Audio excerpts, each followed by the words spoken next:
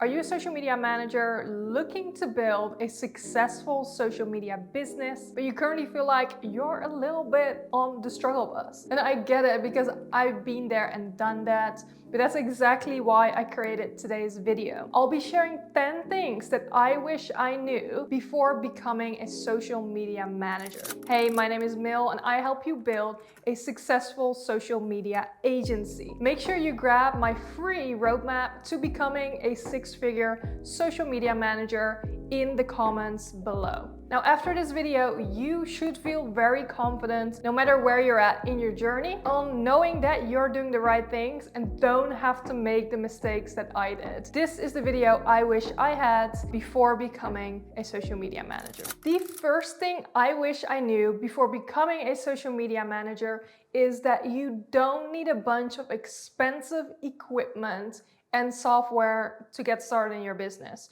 Of course, when you're just starting out, you really want to keep costs low, and really having your laptop, iPhone, and internet is really the essentials that you really need to get started. Now, it's easy to get shiny object syndrome. There are a ton of software and tools out there to invest in. This is something I would really hold off on until you really get going, get your first clients, and get started. Now, if you're looking for tools to use in your business, I actually did create a video on that. One of my last videos where I share the best tools to use in 2023. Those are the tools I would recommend. You don't need anything else. You don't need expensive cameras, expensive audio equipment. An iPhone will do, right? So this is something I wish I knew before getting started, because we often like to get fancy as we start our business, but keeping costs low is key when you're starting out. The second thing I wish I knew before getting started as a social media manager is setting boundaries. And honestly, this applies to any freelancer, whatever industry you're in.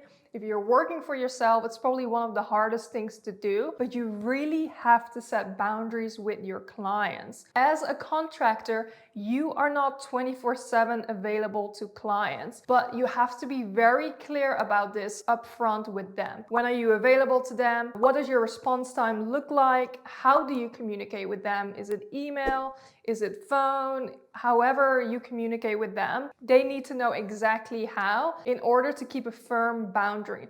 You do not want clients to text you on the weekend, ask you for last minute things. And this is something I wish I knew from the start, especially when you're trying to get that first client, you're hustling and you want to make them happy. That's when you start to attract usually the type of clients who are going to abuse your time. So setting boundaries in place is one thing that I really wish I knew before becoming a social media manager, especially since the job is already so time consuming. You do not have to be available to them at all times. And the third thing that I wish I knew before becoming a social media manager is to leave nothing up for guessing with clients. So of course you want to have contracts in place with all of your clients, but you want to be very, very clear about your scope of work. You want them to know exactly what you do and what you don't do, right? Just saying, oh, we create 5 posts a month for you, leaves a lot of things up for guessing. For example, what if clients want all 5 posts to be video? It takes a lot more time versus just a graphic. So little things like these are so easy to forget, but you have to be very clear about what you do for the client and what you don't do. And that really goes hand in hand with the boundaries, right? It is really hard to push back if you leave a lot of space there up for guessing, because then the client also starts to scope creep, right? It's a very well-known concept where a client just starts to push you a little bit more and more, gradually increases your scope, even though that's something you don't actually do for them. So again, being super, super clear and detailed about what you do and what you don't do. The fourth thing I wish I knew before becoming a social media manager is to treat yourself as your biggest client. Now, this is something I had to figure out for myself, because one thing you will notice is that clients come and go, but your own personal brand, your own business brand, how you put yourself out there on social media is there forever, right?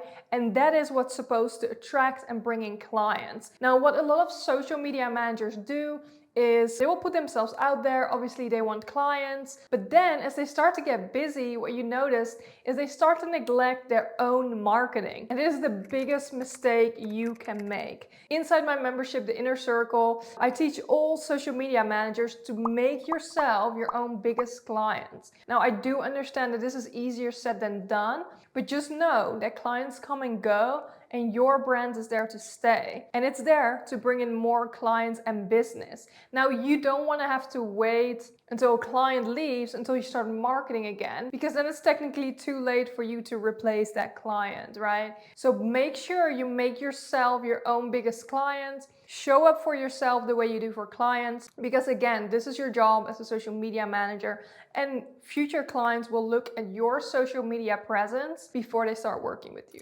Now, the fifth thing that I wish I knew before becoming a social media manager is that the beginning is really so maybe you're still in those beginning stages and it feels really, really hard, almost impossible, right? To get to a stage, to the people that you look up to. Everyone is telling you how much you can make as a social media manager and get, skill into an agency. But I'm here to remind you and confirm that the beginning is really the hardest, because this is when you're still getting your name out there, you're hustling for your first clients, you're still in the process of really trying to prove yourself. And I've been there, and the beginning was definitely very, very tough because you're trying to get your business off the ground. So if it doesn't feel tough in the beginning, you're probably doing something wrong, or maybe you have really figured it out. But if you're struggling in the beginning, then know that this is totally normal. And just keep on going, keep on showing up, because I promise it gets better once your fruits of labor are starting to pay off, right? You keep showing up, and then at some point you hit momentum, and then you'll see what it's all about and how you can bring more and more clients. So again, know that the beginning is hard. If you're still actually looking for your first clients, then make sure you check out my other video where I share how you can gain social media management clients with absolutely no experience. Make sure you check it out. Now, the sixth thing that I wish I knew before becoming a social media manager is that other social media managers are not your competition. You actually want to leverage them. Now, I think for anyone that's just getting started, no matter what industry they're in, it's so easy to look at other people in your industry as competition, right? You're all chasing new clients, wanting to build your business. And that's kind of really a vibe I felt when I was first getting started, until I started to realize what an amazing community the social media industry actually is. So you want to leverage that, network with other social media managers, learn from them, support each other, because you both have unique things to offer, even if you offer similar services, right? Like, for example, again, my membership, the Inner Circle, is full of social media managers that technically all offer the same services, including myself. But we truly have a community over competition type of atmosphere going on, because we can all make each other better. At the same time, what you will see is that members actually often refer one another business. Maybe it's a client that they cannot serve and they know someone else that will be a better fit, for example. And networking opportunities. How many times will social media managers have a full roster and need someone that they can trust and know to refer to? Another thing is that if you leverage these people in your industry, is you can even create referral partners. That way you can gain more clients and grant a referral fee to people that bring in more clients for you.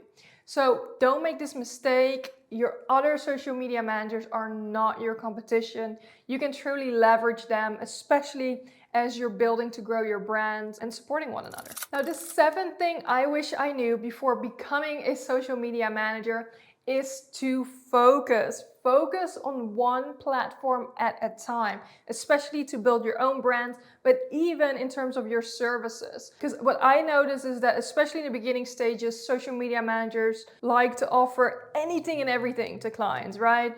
Client needs this. Okay, yes, we can do that. It's very tempting because you want to gain more clients. You want to have a large offering so you can serve many people, but it actually has the opposite effect. Now, again, I made this mistake myself as well. I was kind of trying everything, all platforms. I could do everything for clients, like It almost turned me into a virtual assistant at that point. And that's something I had to learn. When I really started to dial into just Instagram, that's when my brand started taking off. My knowledge went through the roof because I really, again, dialed into one platform. And it isn't until now that I'm diversifying my brand across LinkedIn and TikTok away from Instagram. But in the beginning stages as a social media manager, make sure you dial in. That way you can show that you have specific knowledge for certain platforms versus, just doing a little bit of everything. And that will be a lot more attractive to clients as well. Now that leads me into my next point. The 8th thing I wish I knew before becoming a social media manager is to niche down. Now, I'm gonna sound like a hypocrite because I used to preach that you do not need a niche. I used to shout it off the rooftops that you absolutely do not need a niche. Now, I will say I'm not fully niche down at the moment, but I did niche down in terms of, again, the platform and services that we offer. For a while, I started to be the Instagram strategist. I specifically focus on Instagram and helping women-owned brands grow on Instagram versus, doing everything, Pinterest, Twitter, you name it. And this really helped me attract people that really wanted to grow on Instagram because they could tell that I am an Instagram specialist. I am not just a social media manager, but I have specific knowledge for Instagram. So when you niche down in that way, that is like the first step, but you can niche down even within industries, within people you want to work with, based on values you have. And that will help you attract and pull in clients. That's really the biggest benefit. Because again, of course, the industry is pretty saturated. There are a ton of social media managers out there. So what helps you stand out is to niche down and offer and serve a specific group of people. That way they're gonna feel called in, and it surely doesn't have to limit you. I know that's one of the reasons why people don't like to niche down, because again, they feel like they have to limit themselves and that they can no longer serve a larger audience, but you don't have to turn clients down.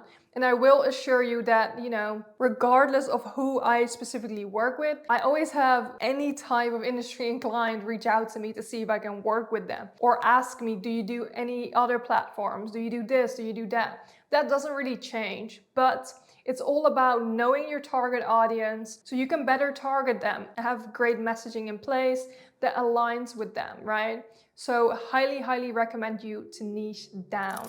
Now, the 9th thing I wish I knew before becoming a social media manager is to get paid upfront and put clients on auto payment.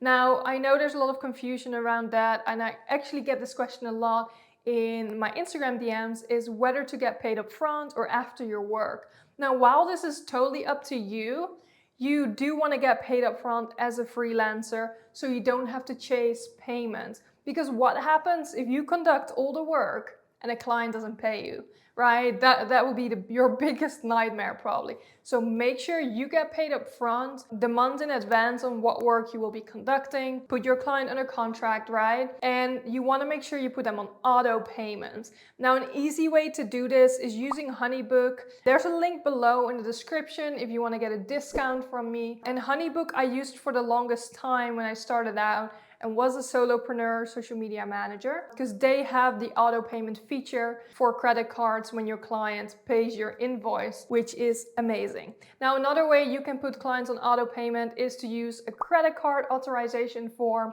which you can find here. And what it does is you get authorization from a client and their credit card information. Now, what's great about that and why we currently use that is because then you can draw payment from them at any time and from any platform. So it doesn't matter whether you use Honeybook, Wave, QuickBooks, you can draw the payment because you have the information. You can draw the payment on time. Your payment will never ever be late. And I know one of the biggest things that freelancers in general, but social media managers have, is chasing clients for payments. And that's the last thing you want to do. Now, the 10th and last thing I wish I knew before becoming a social media manager is to not do month-to-month contracts. In the beginning as a social media manager, I offered month-to-month contracts because it was a very low barrier for clients to work with me. You know, I was just from month to month. If you don't want to work with us anymore, you know, it's from month to month. So the bar is very low for someone to sign with you. Now, if you know how much work it takes to conduct social media, right, and do social media management services for clients, then you probably agree that it is not a good idea. So then I quickly started moving into 3-month contracts, but right now actually we only do 6-month contracts because we do organic social media services, and it simply takes time for this momentum on social media to pick up. And especially because in the first months, you do the most work to get this account up to speed, to strategize if you include strategy, and you know, get the client onboarded and going. So month-to-month contracts is an absolute no in my books. So I want to warn you ahead of time that it is probably not the best idea to offer this, and that's something I wish I knew. So I didn't make that mistake and immediately moved into 3 to 6 month contracts. Now, I hope you found these 10 points helpful and that you are going to apply them so you don't have to make the mistakes that I did as a starting out social media manager. If you found this helpful, then make sure you like it, comment below, share it with your friends, and of course subscribe to make sure you don't miss any of my next and upcoming videos. And I'll talk to you soon.